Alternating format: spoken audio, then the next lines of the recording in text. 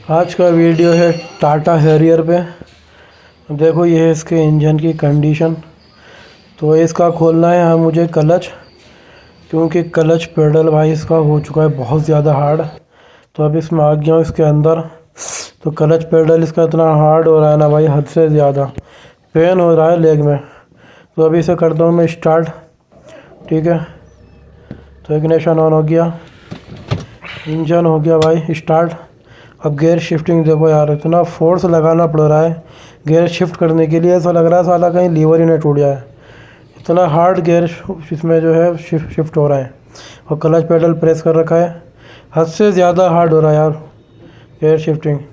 तो इसमें क्लच का ही इशू है। तो इसे खोलूँगा इसका भी गियर बॉक्स। तो ये देखो कितना बुरा हाल है भाई गियर शिफ्ट। कस्टमर परेशान होगा यार इसको चला चला के। तो अभी ये चल चुकी है लगभग 1 लाख प्लस चल चुकी। फिटिंग काफ़ी हद तक इसकी खुल गई है। ये इसका अंदर है ABS कंट्रोल मॉड्यूल, ECM भी इसका अंदर है। ये है इसकी कुछ कंडीशन। ये है इसका एयर फिल्टर असेंबली। ठीक है, ये इसका एयर फिल्टर बॉक्स। तो अभी इसे खोल ही रहा हूँ, दिखाता हूँ खोल के। गाड़ी को मैंने स्टैंड पे खड़ा कर दिया। ठीक है, ऊपर से मैंने लगभग सभी कुछ खोल दिया इसका। ये पाइप लाइन इसकी क्लच की वो अभी बाकी है, बाकी सारी इसकी वायर है मैंने निकाल दी हैं। ये इसका इंटरकूलर का पाइप है वो खोल दिया। ठीक है, ऊपर से तो लगभग सभी कुछ खुल गया, पाइप बाकी है, रनिंग के बोल्ट बाकी हैं। ठीक है, और कहानी यहीं से देख लो क्लच का सिम्टम्स। ठीक है, अब गियर बॉक्स निकालने के लिए पूरा फ्रेम निकालना पड़ेगा इसका चारों तरफ से। ठीक है, वो साइड से भी वहाँ से भी। उसके बाद फिर गियर बॉक्स जो है इसका बाहर आएंगे, स्पेस नहीं है गियर बॉक्स पीछे करने का भी। तो DPF इसमें लगा हुआ है। ठीक है, ऑयल भी इसमें लीकेज है। तो नीचे की फिटिंग ज़्यादा है इसमें। फ्रेम निकाल देंगे, स्टीयरिंग ऊपर ही छोड़ देंगे नीचे से बोल्ट खोल के। तो मैं इसको खोलना शुरू कर देता हूँ, उसका सस्पेंशन में से भी और नीचे से भी। सस्पेंशन तो इसका मैंने खोल दिया, लिंक रॉड निकाल दी और स्टीयरिंग के एंड और इधर से आर्म। ठीक है, इधर से इतना खोल दिया और लेफ़्ट से भी मैंने ऐसे ही खोल दिया लिंक रॉड। ठीक है, स्टीयरिंग एंड निकाल दिया और आर्म निकाल दिया। इधर से पाइप खोल दिया, वायरिंग निकाल दी। ठीक है, और स्टीयरिंग के जो है मैंने बोल्ट खोल दिया। नीचे से ऊपर है बोल्ट इसका, वो बोल्ट खोल दिए। अब इसके फ्रेम के चारों तरफ के ये बोल्ट 21 के बोल्ट खोल के फ्रेम निकाल दूंगा इसका नीचे। फ्रेम निकाल दिया इसका।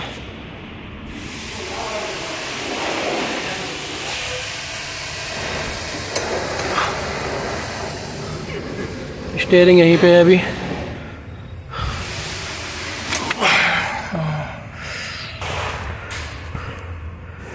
गियर बॉक्स अब ईजी हो जाएगा। गियर बॉक्स एक्सल निकालेंगे इसके दोनों साइड हो गए, रनिंग के बोल्ट खोल के बाहर निकाल देंगे इसकी कुछ फिटिंग।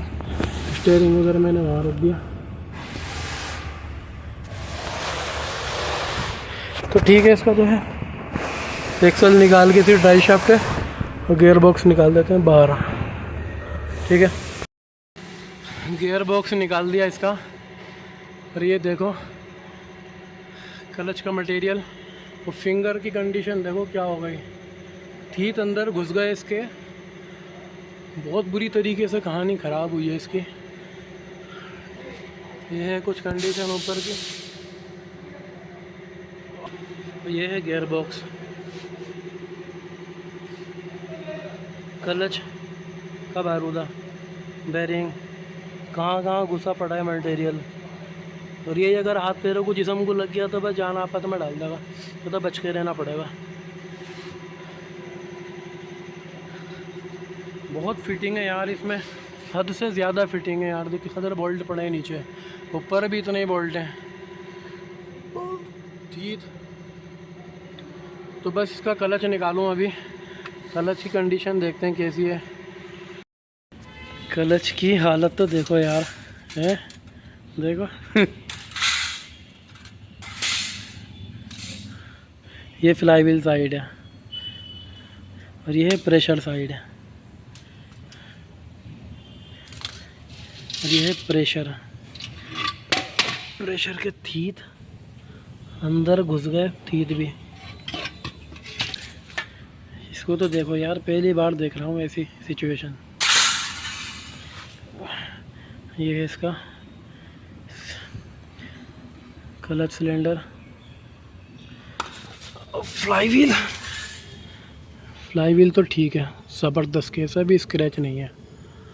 और इसमें क्योंकि डुअल फ्लाई व्हील आता है इसके अंदर, तो फ्लाई व्हील बढ़िया है इसका।